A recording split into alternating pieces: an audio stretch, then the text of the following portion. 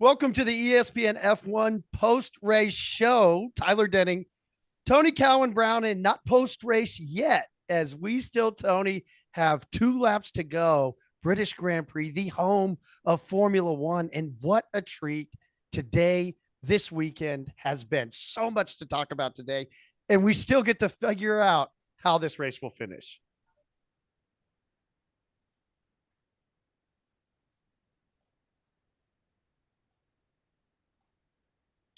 Well, Toni will pipe in. Don't have her yet, but plenty of drama we have seen across the course of the race thus far. And what a weekend it has been for McLaren. Lando Norris, powered by the home crowd. Max Verstappen, obviously, has What been a the treat. story of the year. There she is.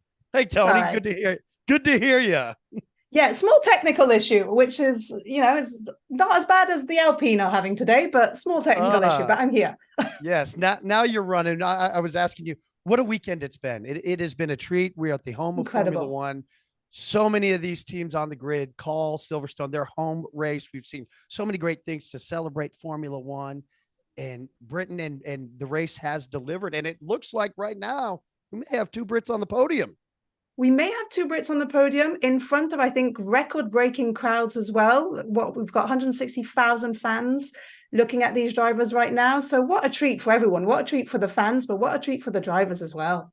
Yeah, I believe I read 450,000 attendees over the course of the weekend. The We've 4 days, we've seen yeah. a little bit of everything. We thought we were going to get some rain. It was I've never been to Silverstone, but the word was this is very typical British weather. Yes, there's a drop of rain. No, there isn't. It's sunshine. Have you got your umbrellas? Get the umbrellas out. Oh no, put the sunscreen on. That feels typical to British weather.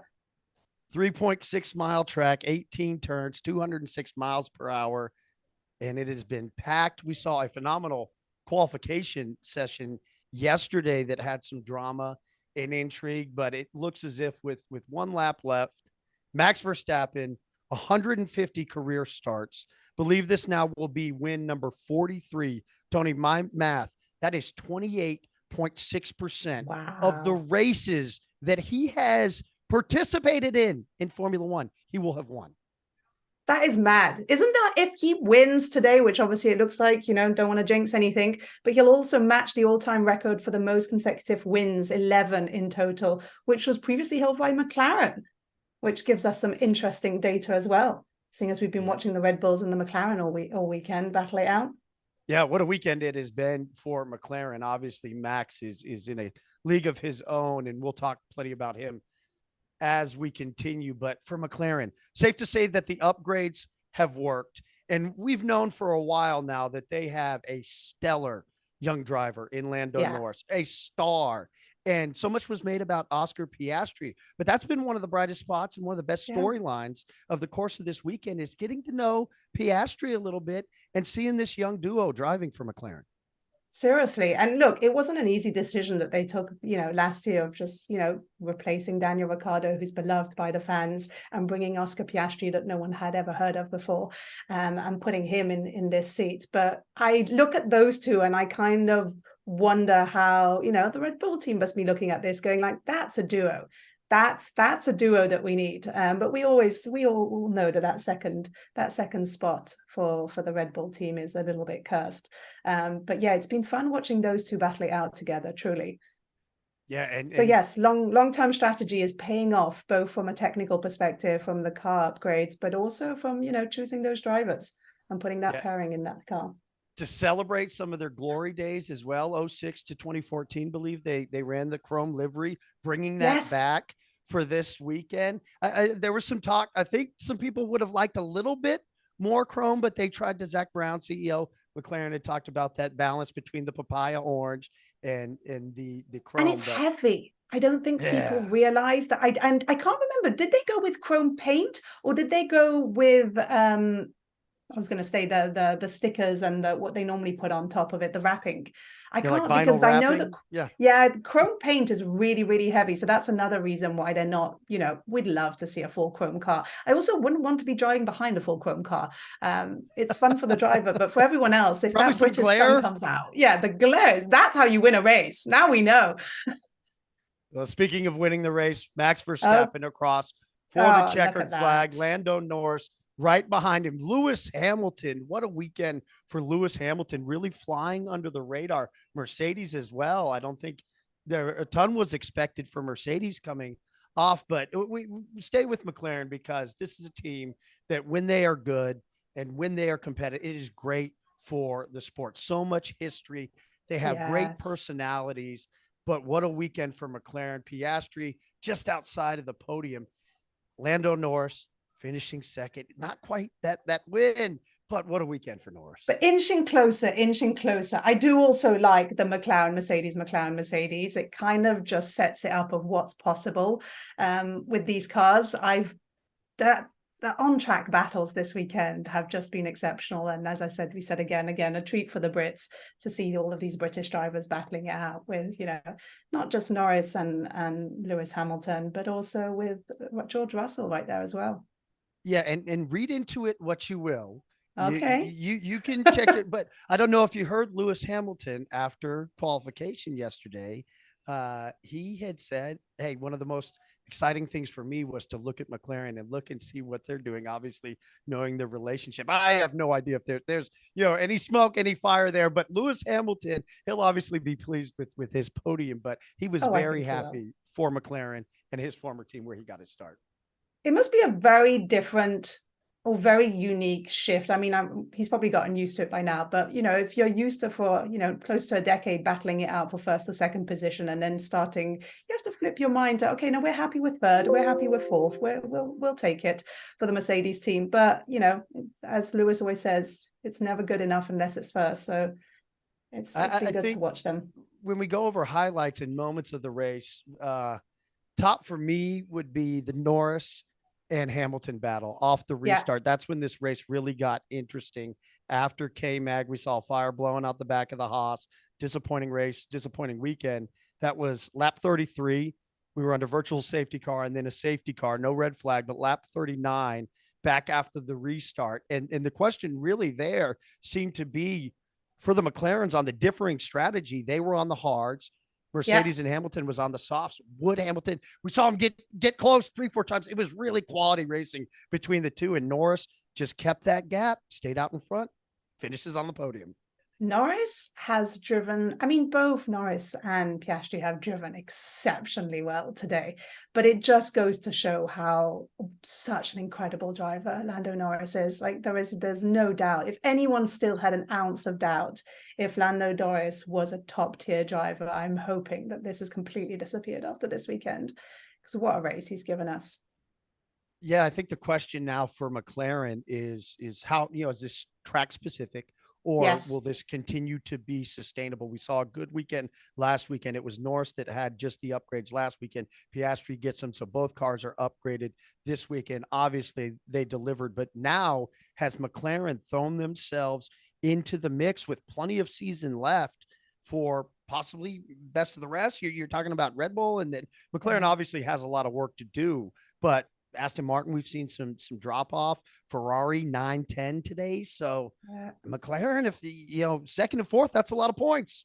It's a lot of points. It must be always, I think it's always nerve-wracking for the team principals. To your point, when you have a good race, you're like, okay, was this a fluke? Was it really the changes? Was it the track? Was it the weather? Was it just our strategy? Were the drivers just, exceptionally good today? Then when I think you have it a second time, you go, okay, maybe there's something working here. Maybe our strategies and the drivers are feeding the car and the upgrades are working. And I think it's always nerve-wracking for the team principals where they're like, okay, can we do this another time? Can we have three? Can we have 3 great weekends? And you can always tell, because Zach Brown, even on the radio during the race today, was very just like, we're just hoping to be in the top 5. We'll be happy with top 5. And they're like, oh, maybe we can do top 3. Let's have a look at that. They're tiptoeing around this. McLaren, you see the joy. You saw that with Oh, Norris yesterday when Zach Brown came up to him. We saw Zach Brown with Daniel Ricciardo, and Daniel Ricciardo's winning Monza and doing the yeah. shoey. And so When obviously he's happy, he's happy. yeah, a lot of good mojo around there. Here's the race results. Verstappen goes to his Norris.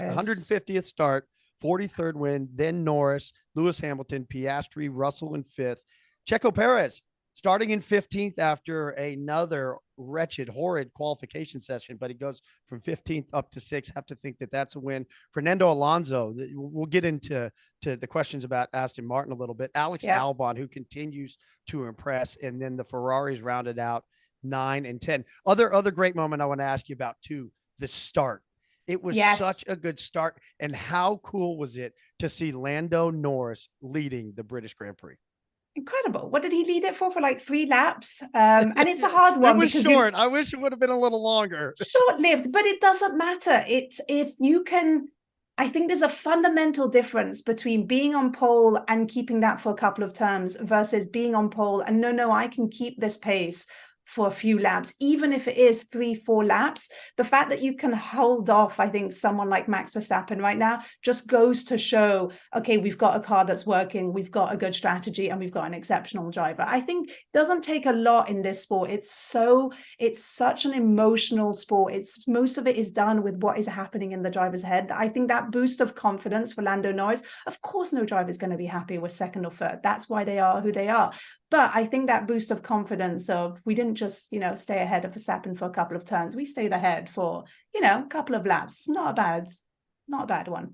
So my question now is, you know how in America they talk about how the day after the Super Bowl should be a national holiday. I would assume there's going to be a lot of Brits that are calling in sick to work tomorrow. I They're gonna don't know. have fun. They're Yes. gonna enjoy this.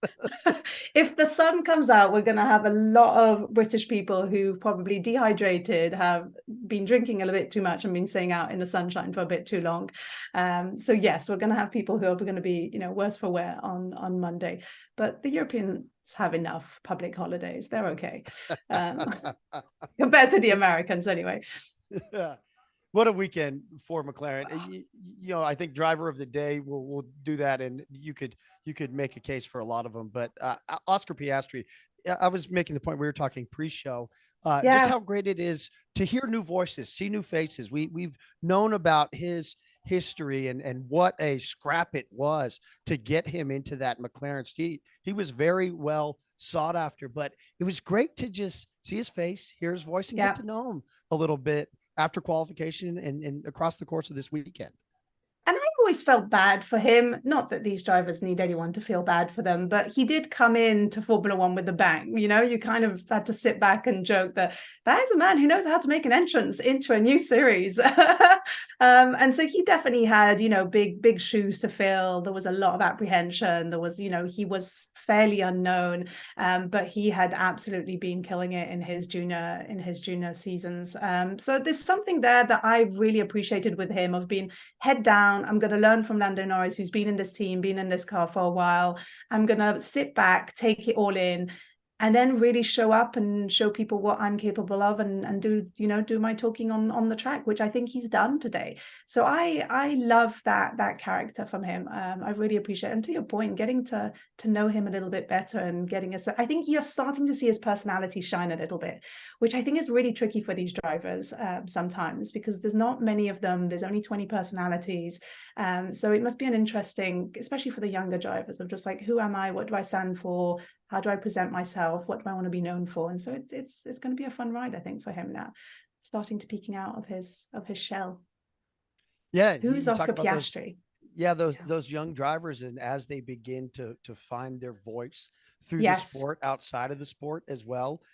We've seen that with Lando Norris. I would think that this is really going to continue to put him towards the front as one of the forward facing faces of this sport now and moving forward.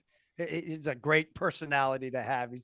He's always so joyful. I don't think I've ever, even, the quips that he had made and the jokes, he had said after qualification, Yeah. he was riffing on Max and well, of course, Max had to come through and ruin it. He always does when he beat him out. The qualification was phenomenal as well. Phenomenal. Lando Norris right there, and then Max gets him at the end. But any final thoughts on McLaren and the weekend that they have had? No, I'm excited for them. And, again, they were celebrating with the chrome livery, and there was a lot to celebrate. It was 75 years of Silverstone. So there's something exciting when it all kind of plays out. Obviously it would have been better if he would have gone, one first, but it is nice to see sort of a weekend all play out. Again, the impact that has on morale and the boost that can have for a team. They're gonna know. I've loved the car. I've loved the chrome on the car. I've loved Lando Norris's helmet. I thought it was one of the best that I've seen in a while. It's been fun to see Oscar Piastri and see what he's capable of doing. And as I said at the start, like seeing that duo as well is fun. Like seeing those two drivers work together. We were joking about how Oscar Piastri was doing his job at, keeping the people at bay, keeping the rest of those drivers at bay and doing his best there. And we got some great overtaking from him as well. The race suits too. I really like the white and the colors, and I know I'd seen you put it out on your social, the chrome tie-ins and what they've done. So McLaren got a lot right this weekend. You know what? That's the best way of putting it. McLaren got a lot right this weekend. Even the race suits, I was just like iffy about, but I just saw in the last moments the onboard shot of, I think it was Lando Norris as he's lifting up his arm, and I hadn't realized all the colors that you get under the arm of the suit. It's like, oh, that is a phenomenal shot for their sponsor right there. Like that is a beautiful shot. You're one lucky sponsor if you've got that visual right there. So that's the story for McLaren. I think probably the main storyline we can agree for the weekend. But a team that really had a low-key, very good weekend, Mercedes, Lewis Hamilton. Whenever Roscoe is in the house, you know, Dad is going to go out there and throw down. Roscoe, obviously the English bulldog that is Lewis Hamilton's. I don't know if you saw, he was just in case you didn't know. Yeah, he was getting interviewed the other day, and he was barking back. But Lewis Hamilton, coming from a qualification, poor start as well. They struggled, and it didn't, they were on differing strategies between Hamilton and Russell, but for a third place and a fifth place finish, pretty good weekend. Yeah. Overall good weekend for the team. Again, I think really good for the team morale. Again, what a treat for the two British drivers, but what a treat for the British crowd as well. And they gave us some incredible, what was it? I think just after Kevin Magnussen had his issue and his engine just failed, I think we saw some really incredible overtaking from George Russell as well, which again just reminds you of this sport really does come alive when you have those moments. And we were talking, oh, are they going to overtake? Oh, no, not this time. Oh, maybe. And you realize these are the moments that just make this sport really incredible. And again, just seeing that Mercedes, and I always say it, but no one, in my opinion, watching Sir Lewis Hamilton overtake from the back of the grid is always something spectacular. Even when he's in the midfield battles, watching him just pick off the drivers one by one. Max Verstappen is another person who's incredible to watch when they do that. But no, again, pretty good weekend for the Mercedes. They're not going to be happy with it, but they should be happy with it. So here's my question, because obviously Mercedes, they always want more. Does Mercedes win a race? Are they the team that breaks through and breaks the Red Bull dominance? Could it be McLaren? Who do you think has the better chance to win a race first? McLaren, Mercedes, Aston Martin, Ferrari? Who is it? Oh, it's funny because my knee-jerk reaction is to say Mercedes, but I'm thinking it's just because I'm still so used to their dominance for the past decade. I think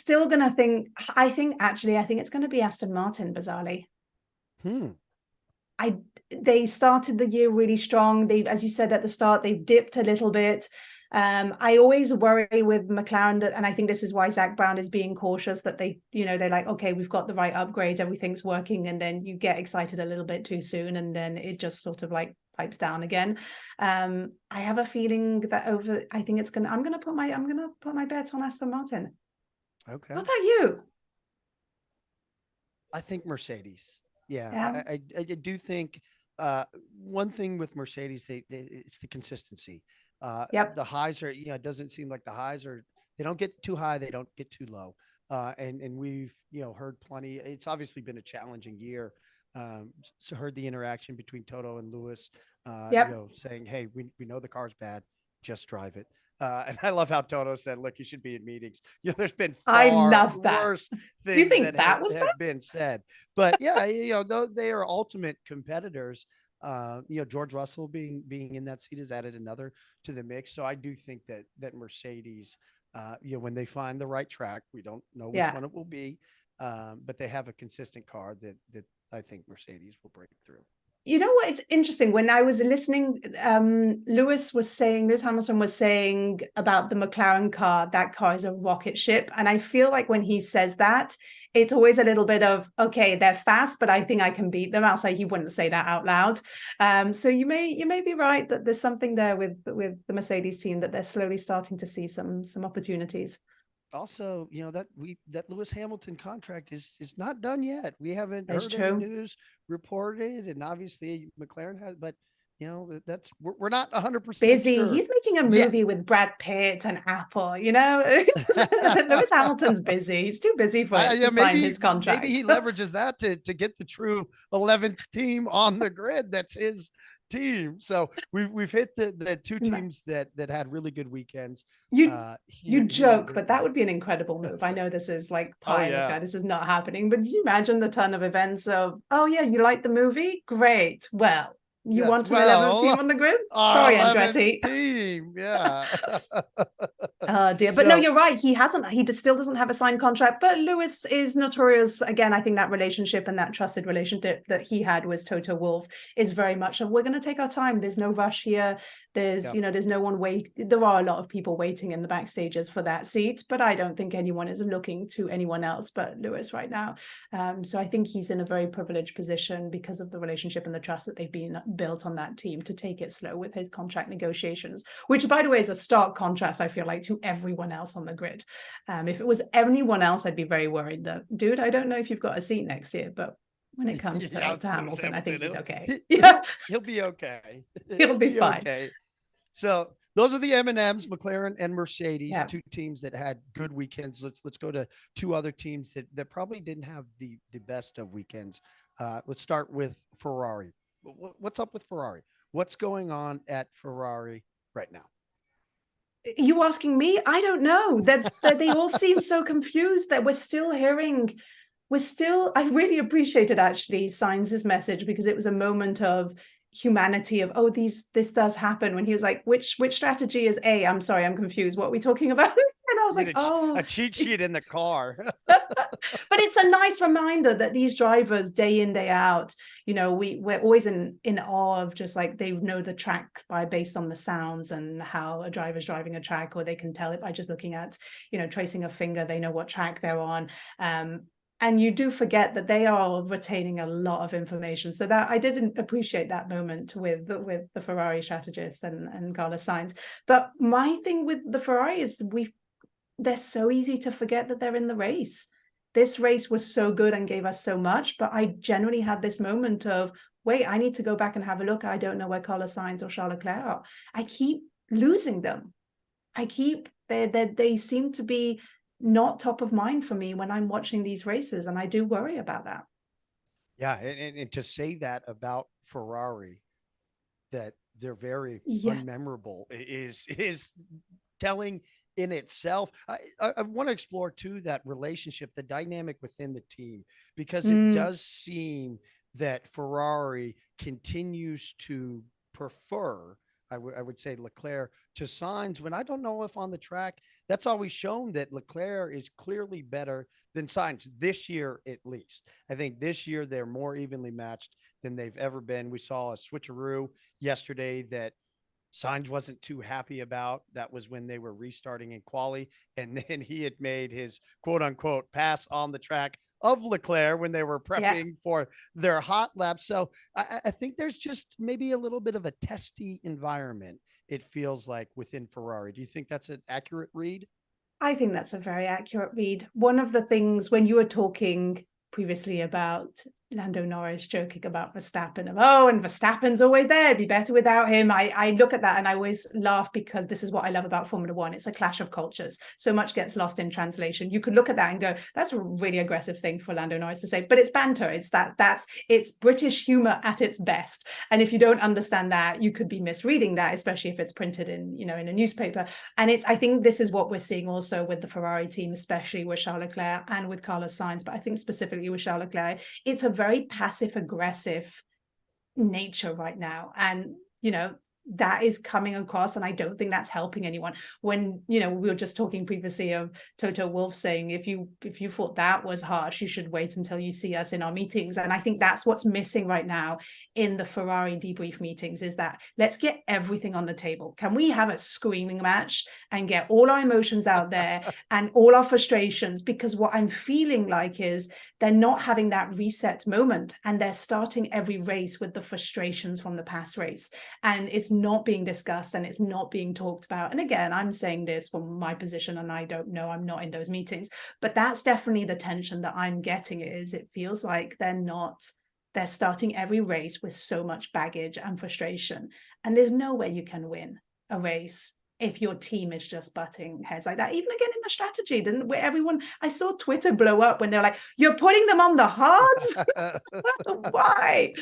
The hards did work for McLaren. At least enough to eke out at the end. Now, would that not have worked had there not been a safety car is the question. But Ferrari too, you get to the strategy calls, and to your point, feels like they need maybe a couples therapist, and they shout it out. They bring the whole crew in. They have to stop being so polite.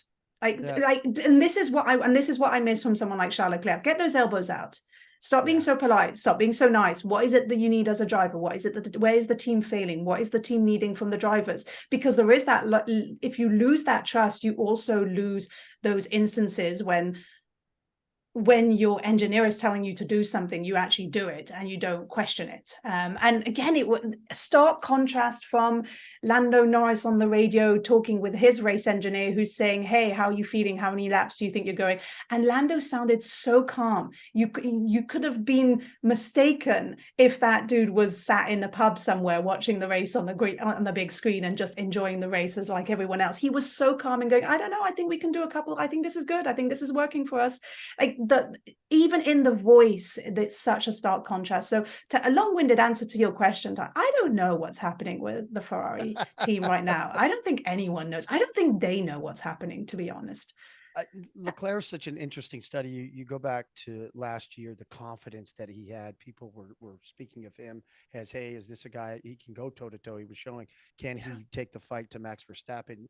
I always go back to France. I think that's an inflection point that we'll look at for a while, and the mistakes that Leclerc made, and we know how important confidence is in this sport. And Leclerc right now, does he have the confidence?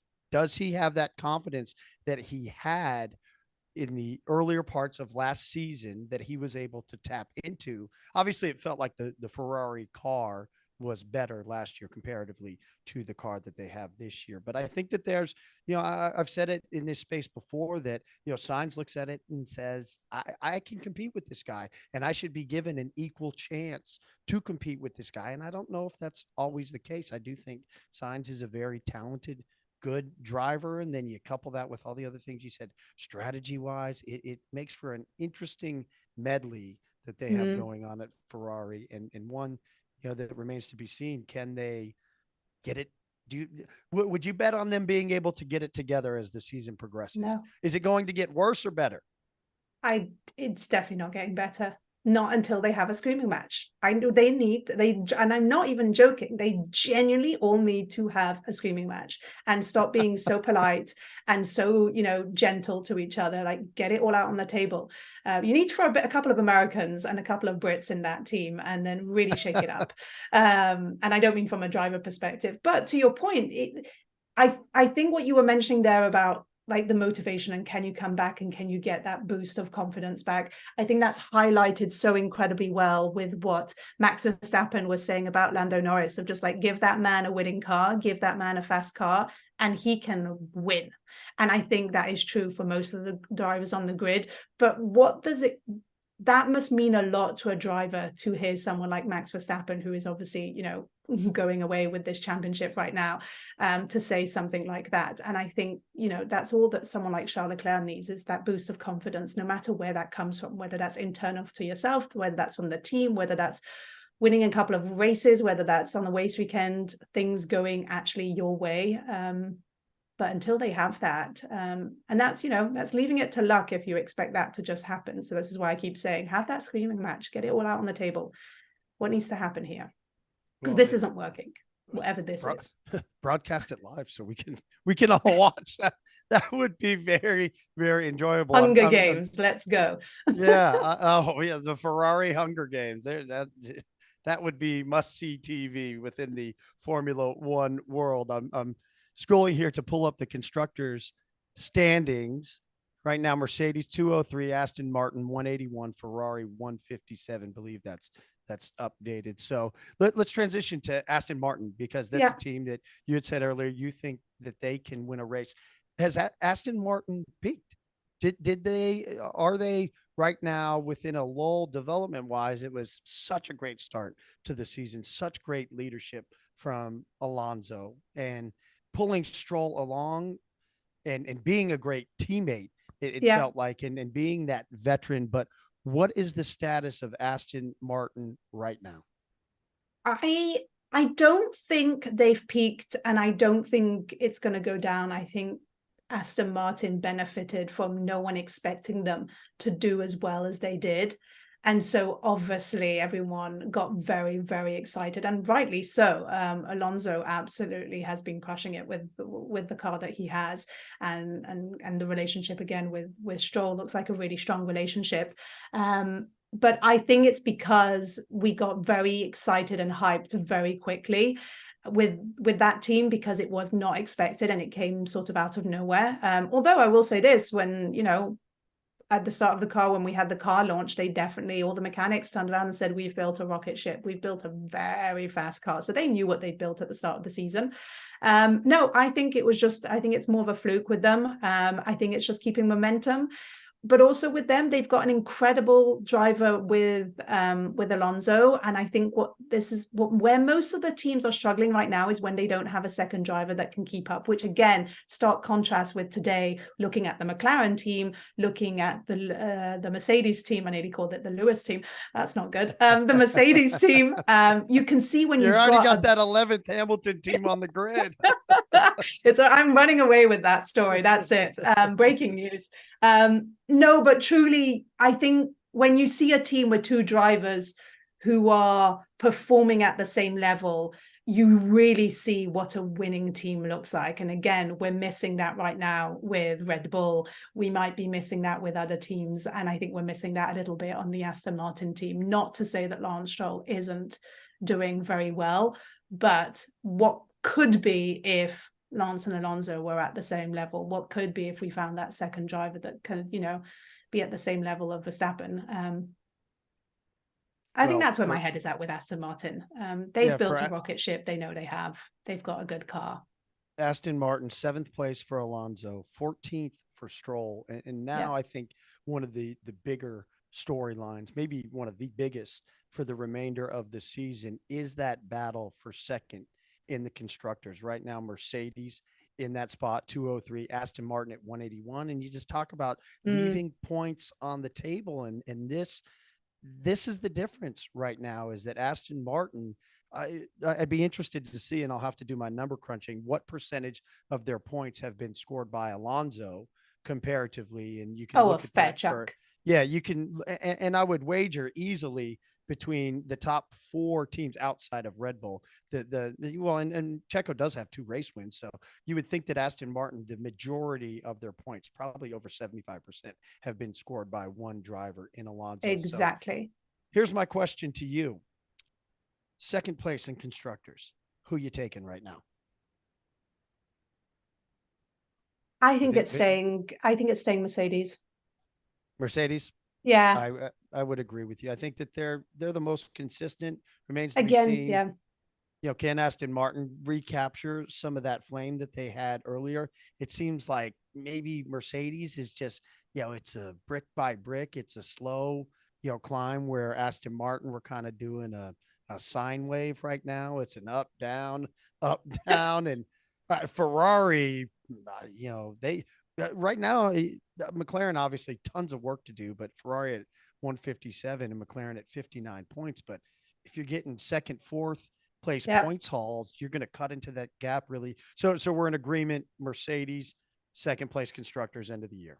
I think so. And again, because you've hit the nail on the head there a few times with the consistency, they have the consistency. Those two drivers that they have are very good. They work well together. They know when to battle it out.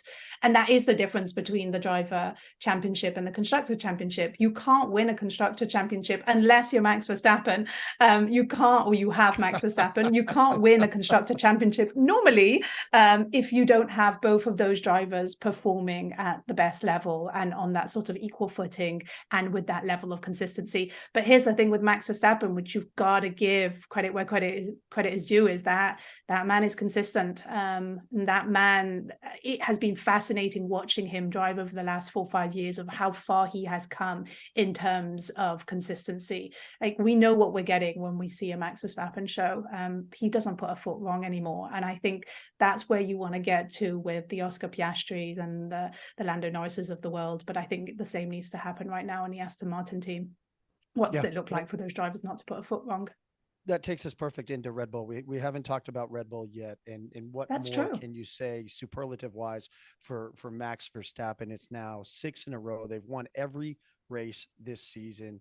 He's absolutely dominating. But to your point as well, we continue to see the maturity that Max Verstappen has developed, and obviously a lot probably comes off your plate when you've broke through and you've won that first title to be a world champion, and then you back end it with a second one.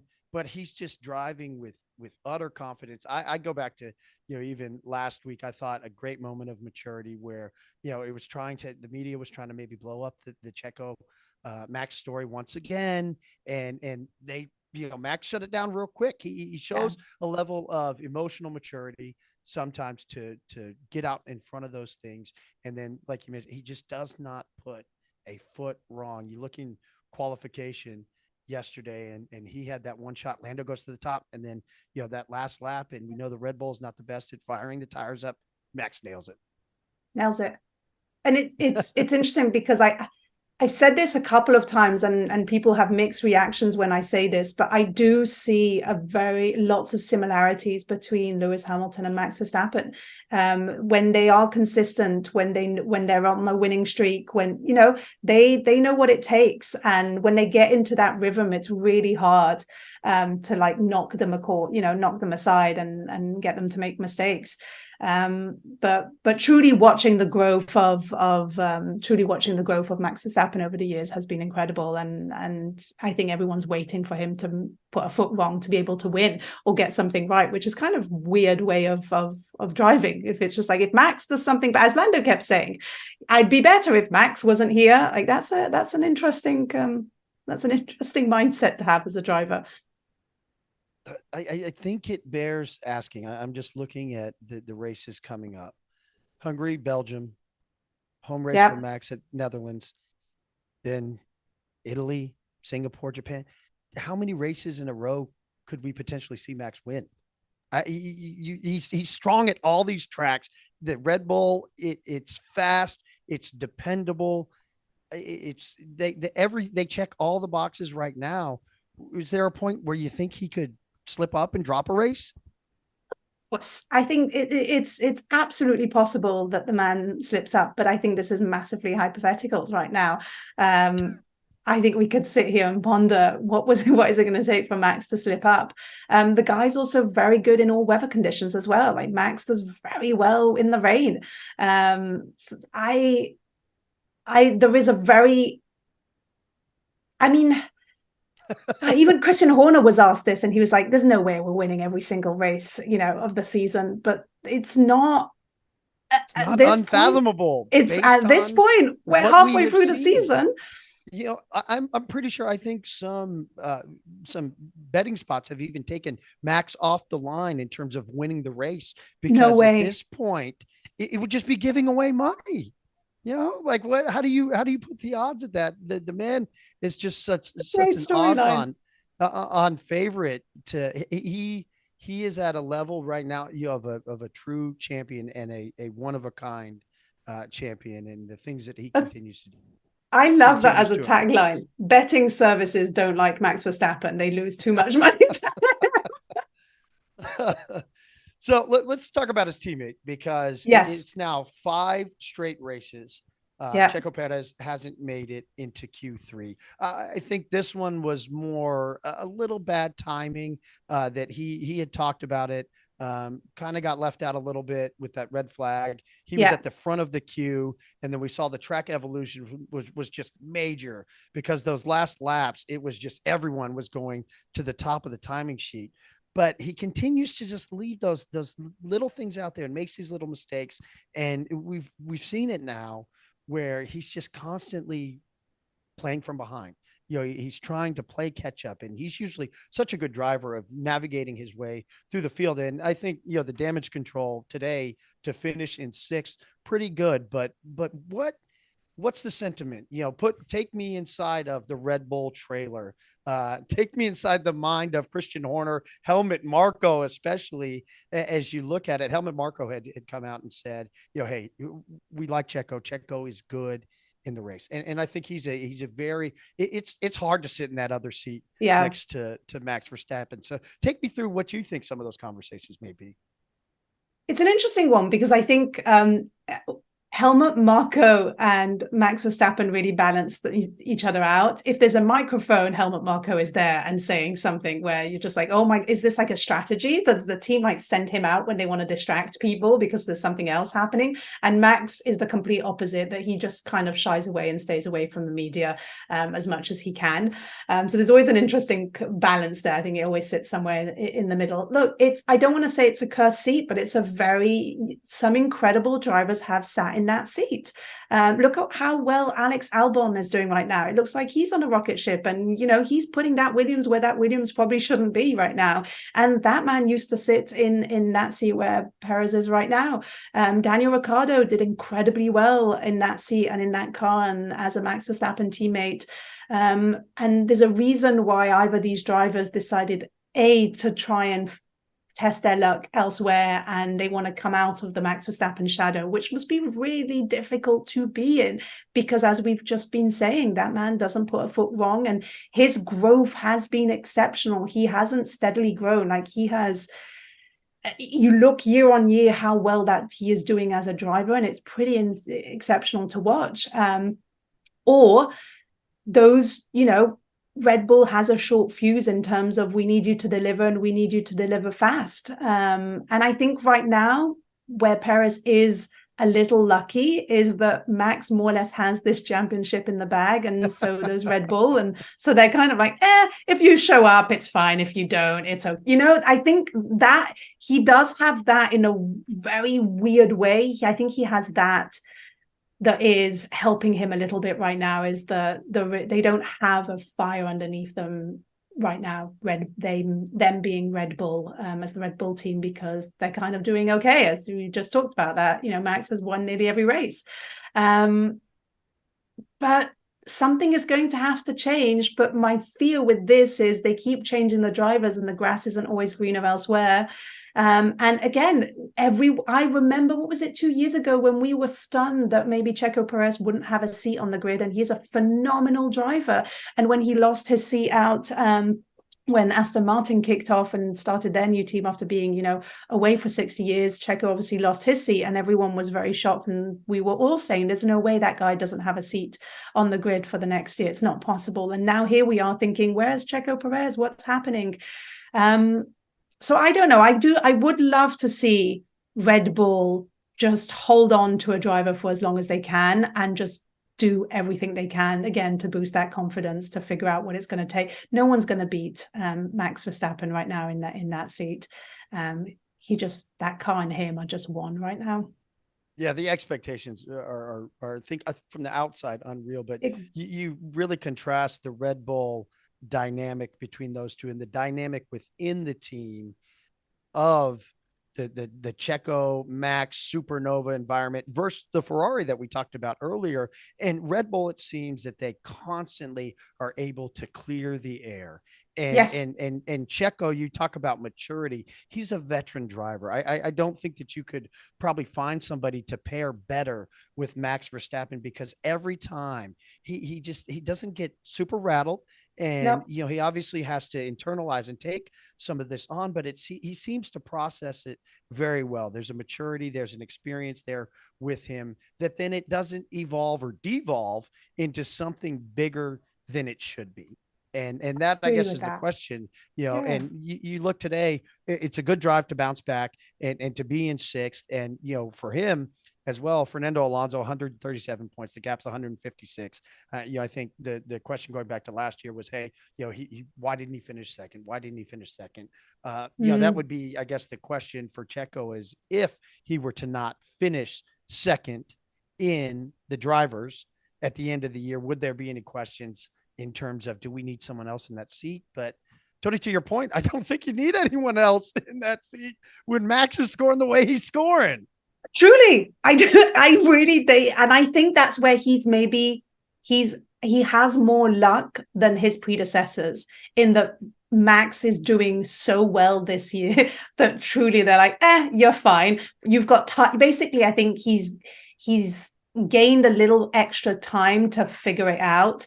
And it's again, I think the Ferrari strategy and the Red Bull strategy, I like the way you contrasted those, because I do think they're very different. Similarly to, I think, Ferrari don't change things up as quickly. They're just like, no, we're going to stick it out. For better or worse, sometimes I think there's a moment where you go, no, let's pivot. This isn't working. But Ferrari, in their mentality, it's more, we've tried something, we're going to stick it out and see it to the end. Whereas I think Red Bull are a bit too quick sometimes. And this is not working. Rip the Band-Aid out, Gasly out, Albon in, Albon out, someone else in. And I do want them to try, and they've got to find someone in that second seat that can, roll with the punches and be in Max Verstappen's shadow. And I don't say that as a bad thing. I just think Max Verstappen right now is it. And wherever he goes, he's going to cast the shadow, and you need to be okay with that. Daniel Ricciardo, just worth mentioning. He's been around a lot more. The reports fast in the simulator. Would you at any point, if your helmet marker, your Christian Horner, your Red Bull leadership, end of the season, or if Checo, it's one thing to struggle in qualification, I think, but then the question is, should Checo always be second?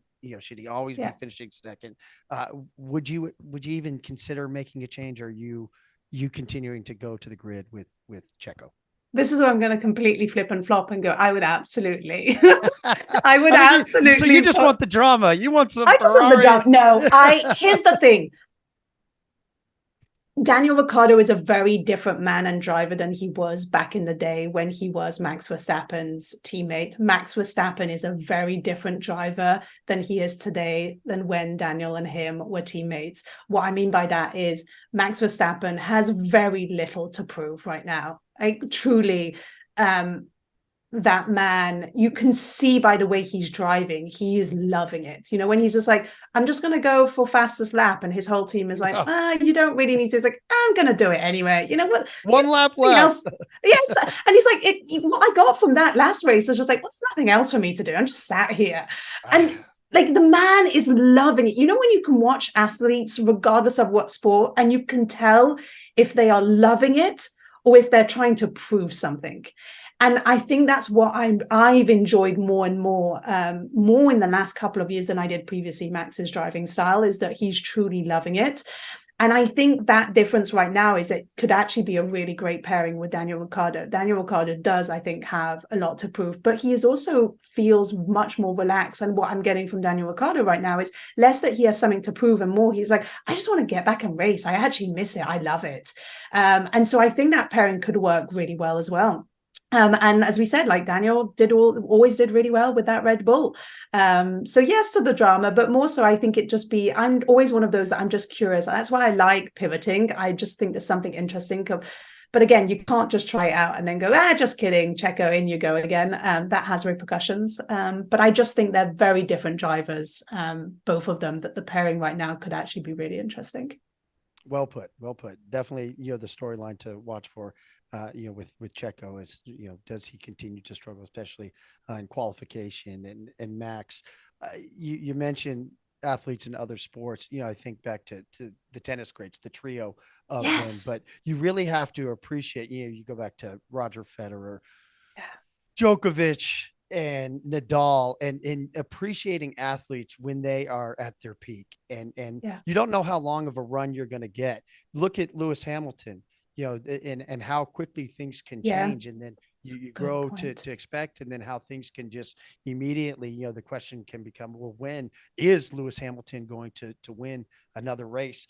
But for Verstappen right now, peak of his powers, we don't know how long that's going to last. For Red Bull, peak of their powers, they in the car right now, we're already hearing the arguments about 2026 and changing the engine and some infighting, as we always get between Christian Horner and Toto Wolff, and Max jumping in on that a little bit. So just continuing to appreciate an athlete when they are operating at the pinnacle is something that I think for Max right now, you have to enjoy if you're a fan.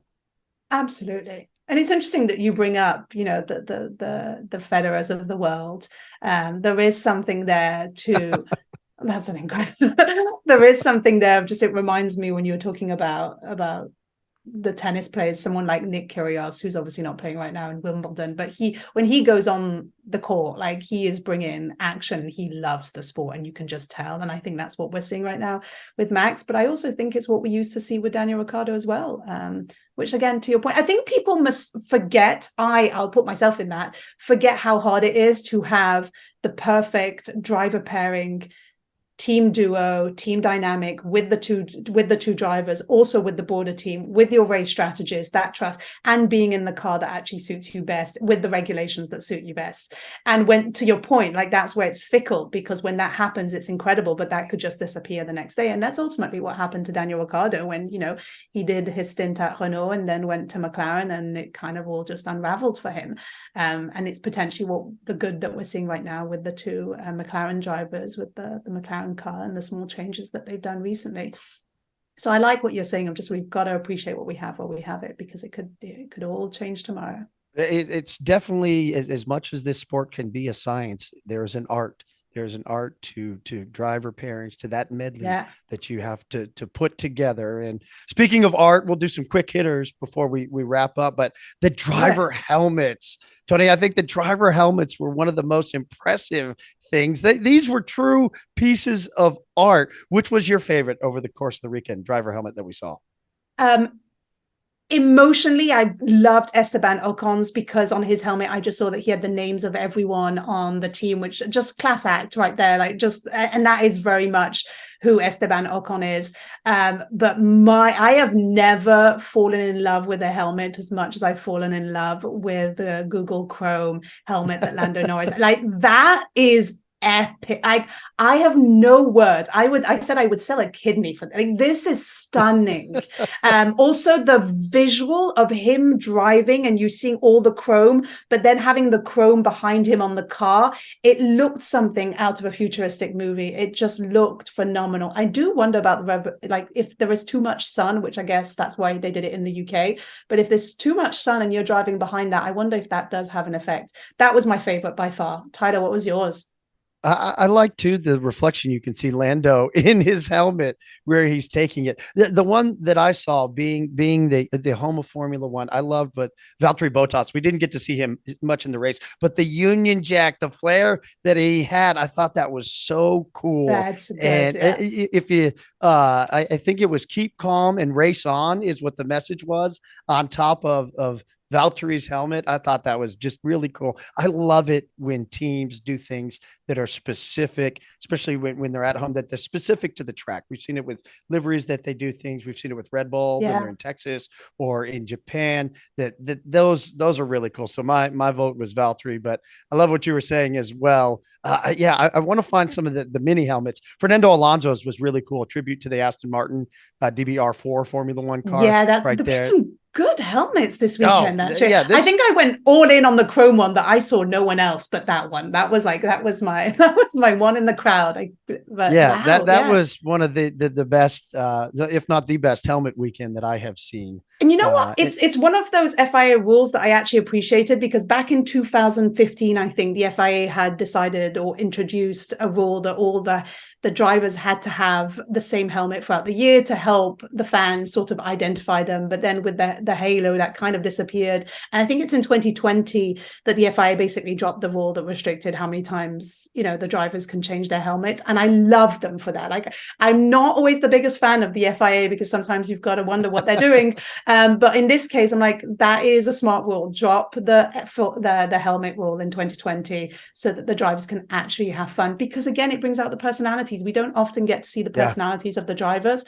And Absolutely. What was it? Valtteri Bottas came out with his mullet helmet a couple of races ago, which was also very funny. But you're starting to see, I like it when I think we truly do get to see the driver's personality shine through that a little bit. So that is one rule that was dropped not that long ago that I am grateful for. Yeah, and as long as you keep your finger on the pulse of it, you'll be able to identify every driver, and unless we don't want to go back to the underwear conversation that we were having last year for drivers, but the helmets were super cool. There was lots of flair this weekend, and there was plenty of star power as well. We talk helmets for maybe an 11th team. There was an 11th team on the grid this weekend. Apex Grand Prix, and Brad Pitt, aka Sonny Hayes, out there filming for the to be released soon.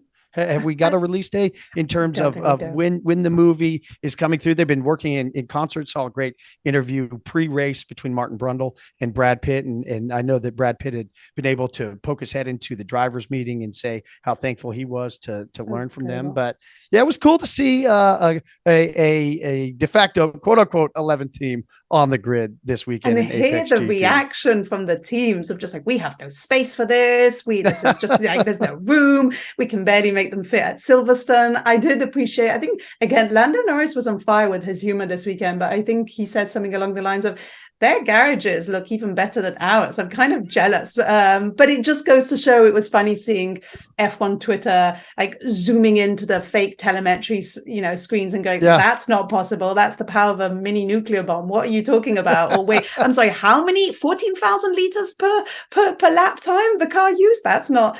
But I know some people have a hard time with it, but I am loving that it's the same people that pulled together Top Gun Maverick, and every attention to detail was made there. So I can only imagine the attention to detail that they're going to put for this Formula One team. Whether or not this will attract more fans, I don't know. But it has brought up a lot of conversations. I don't know, did you see this, Tyler? Brad Pitt was driving not a Formula One car, it was a moderated Formula 2 car. But the advertising on the car was very real advertising that they're sold. So it's in movie, basically ad placement, which I thought was really smart for the likes of Geico and Expensify. So I'm learning a lot from this fake 11th team. I'm learning a lot about sponsorship. I'm learning a lot about, do we have the space for another 11th team on the grid? You're getting a sense of what the team principals think about this. There's a lot coming out of it, which is fun. Yeah. It's obviously a big conversation right now, and the Formula One pot continues to grow. The remarks from Toto Wolff said that the logistics are a problem to put an 11th team here at Silverstone, accommodate the Hollywood people, other circuits. We can't. Toni, I'm in Las Vegas right now, and I followed the construction of the paddock, and I know that they have 13 spaces there.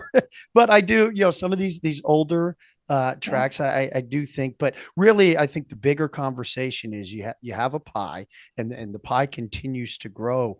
But coming off post pandemic and what these Yeah. valuations for teams, Formula One teams right now, and potential sales, you're talking. Yeah. We've heard teams being spun off, Alpha Tower, all these different rumors that fly around. But saying is an F1 is a space on the grid worth $1 billion. And I always go back to being here in America and an American sports fan.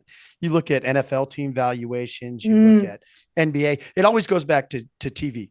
And we obviously play a part in that and being a broadcast partner. But the TV money is what expands the pie, and as the pie continues to get bigger, you have players that have been dedicated and involved for a long time that don't necessarily want to split that pie up, especially now Yeah. that you are experiencing some of the most rapid growth maybe that we've ever seen in the sport. So it'll be interesting to continue to watch.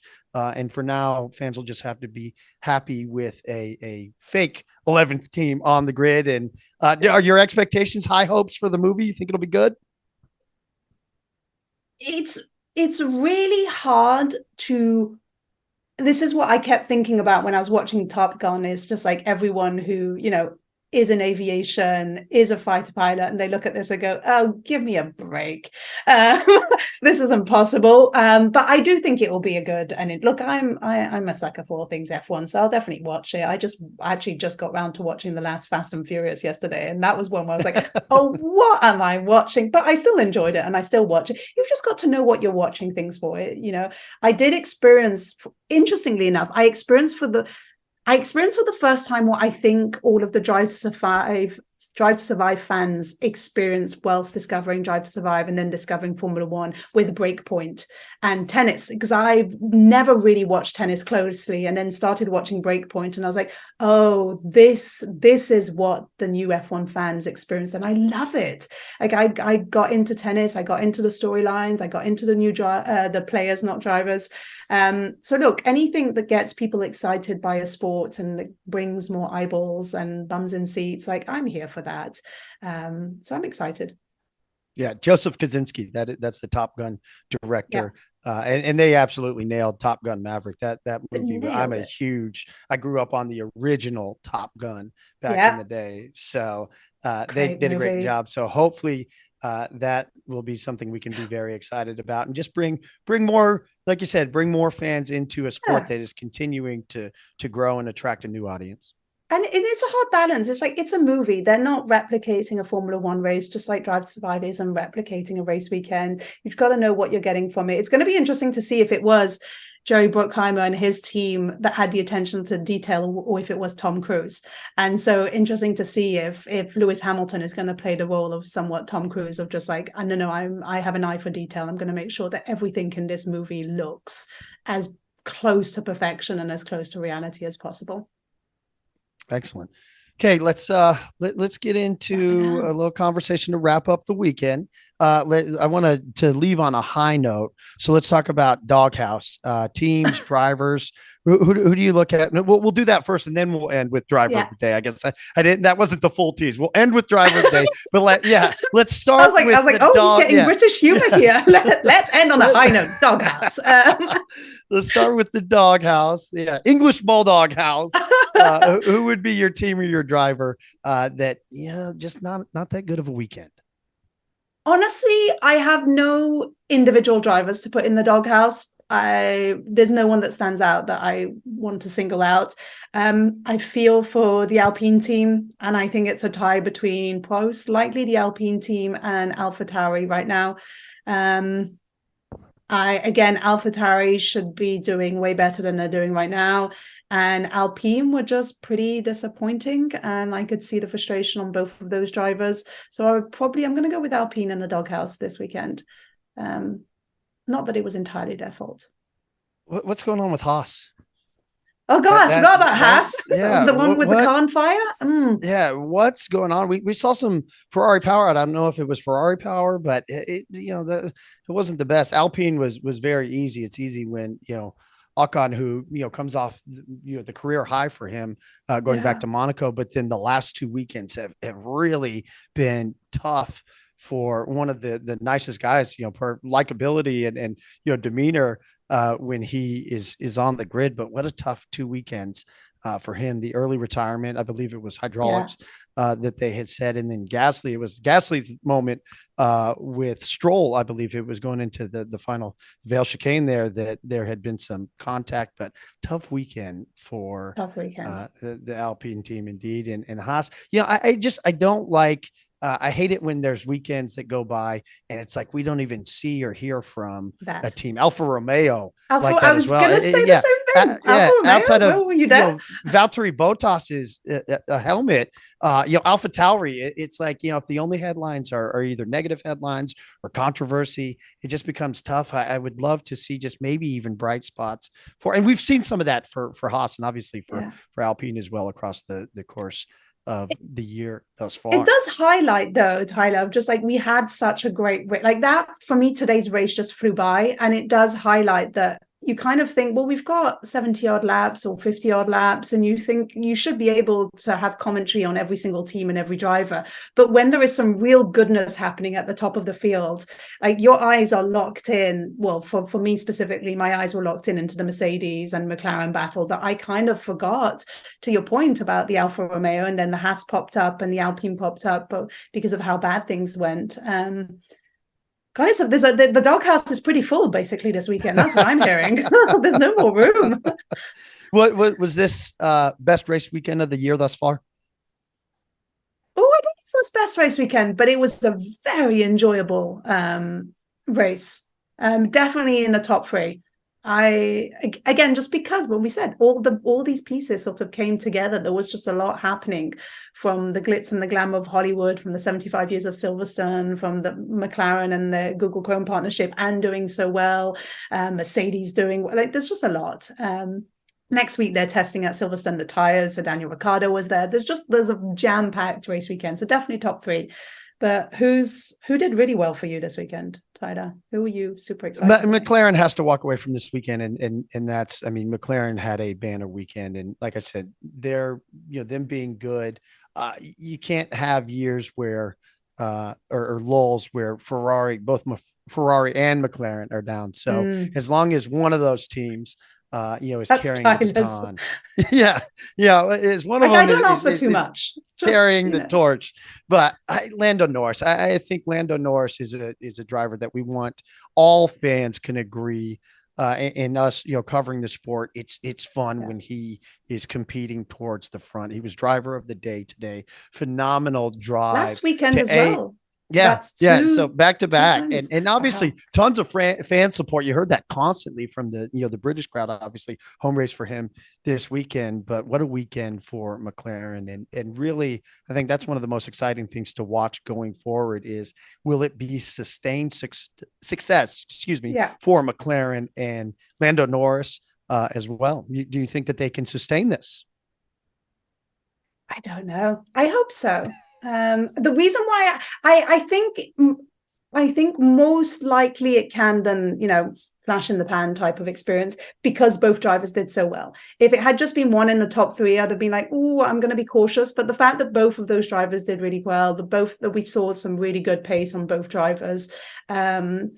There's just going to be a lot of bear hugs this weekend from Zach Brown. That man was giving out hugs left, right, and center, and high fives and fist bumps. So just watch out for those. But no, I don't know if any tattoos though, right? No tattoos. I think that man has stopped making those promises. But actually, it's not the team principals. It's Daniel Ricciardo. It's always Daniel Ricciardo that gets someone to get a tattoo. So that's maybe one reason why I want to see Daniel Ricciardo in the Red Bull seat, because I want to see a Christian Horner with a tattoo. He's done Helmut Marko tattoo. Helmut Marko would do it way faster than I think Christian Horner would. But we have Cyril Abitboul from ex-Renault team principal. We have Zach Brown with a tattoo. So it's basically, that's wherever Daniel Ricciardo goes, there's a tattoo that appears. So that's the only reason I want Daniel Ricciardo in a seat at Red Bull, so we can see a Christian Horner tattoo.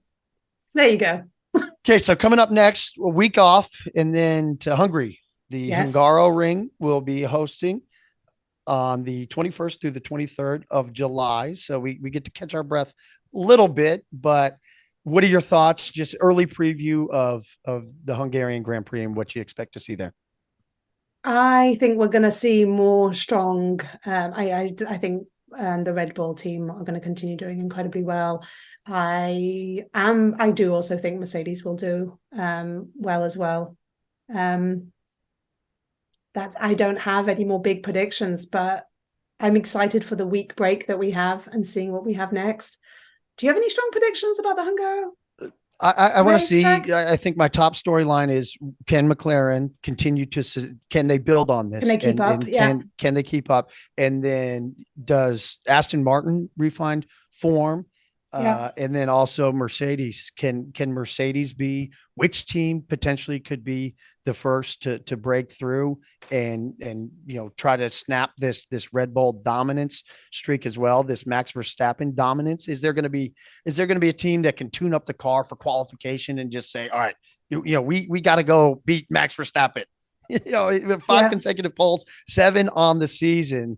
So those are a couple things to watch. But and one thing we didn't mention is Max Verstappen had a sore finger and had a hand in his bandage. Yeah, I saw that. Weekend. I saw that bandage when he was going to sign the qualification tire, and he said something that was Max on a bad day. Yeah, something had happened on Thursday, I believe, but he said, once the adrenaline kicks in, no problem. And obviously, no problem for Max Verstappen. Tony, any final thoughts before we leave everybody for the day? No, I think this was an absolute treat of a race, and I think we're very lucky to see the battles that we saw today. And I'm looking forward to the next one. It's always a good feeling when you have a race and you don't go, oh God, but you go, okay, I'm ready for the next one. Let's go. So yeah, for the home of the sport, home of Formula One, Silverstone, it was phenomenal. The British fans showed out. I think I will say firmly, this was the best race weekend of the year. We saw a little bit of everything. There were great storylines, so it was very enjoyable. 1 week break on Lapped. We'll be here for you as well, so you can stay current with all your Formula One news, and then back in 2 weeks for the Hungarian Grand Prix as Max Verstappen continues to dominate. Another win. Red Bull continues to dominate, but McLaren showed up this weekend, and it made for a really enjoyable British Grand Prix. So for Toni, Cowan-Brown, Tyler Denning, we'll send you off with that. Max Verstappen, champion in Great Britain. Thank you so much for joining us for the day. Enjoy the rest of your weekend. Have a nice weekend.